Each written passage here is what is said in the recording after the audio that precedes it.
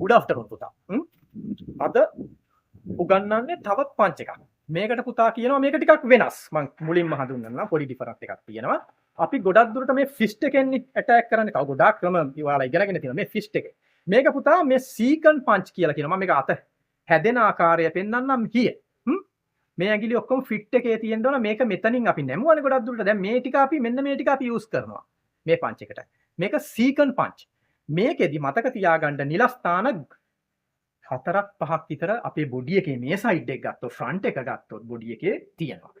මම මෙතනදී ඔයාලට මේ පංච් එක දැන් තියනවානේ ඔයාලා දන්නවානේ. ඔයාලා දාලා තියෙන්නේ. මේ පංච් එකේදී එකක් මෙන්න මේ නිල ස්ථානයේ හැටියට මම මේක යොදා ගන්නවා. මේ මෙතන. මේ නාසයයි S2යි මේ මැද්දේ මෙන්න මෙතන here. මෙතන. අනිත් එක මම groin එක ගන්නවා. ඊටු ටික මම ඔයාලට අද එක්ස්ප්ලেইন කරන්නේ නැහැ. ඒක අවශ්‍ය නැහැ. ටික තව ගොඩක් නිලස්ථාන තියෙනවා. රයිට්. ඕකේ. මම දැන් මේක කරන විදිහ පෙන්වන්නම්. මේකෙදි පුතා මේ විදිහට ආවම ඔයාලා බිගිනර් කෙනෙක් හැටියට ඉගෙන ගන්නකොට මේක මේ විදිහට කෙලින් ඉඳලා මෙතනට ෆිස්ට් කරලා මෙතනට ගන්න.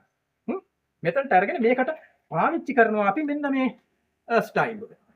ස්ටාන්ස් එක. මේකට කියනවා ෆ්‍රී ස්ටාන්ස්. මේකෙන් ෆ්‍රස්ලි මේක යනවා මම කියපු අර නාසය අතරතුර ප්ලේස් එකට.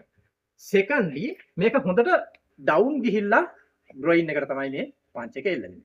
රයිට්? ඕකේ. ඒ විදිහට හොඳට ට්‍රේනින් කරන්න. මේකේ තව චූටි කාරණයක් කියලා ඔයාලට නතර කරන්න.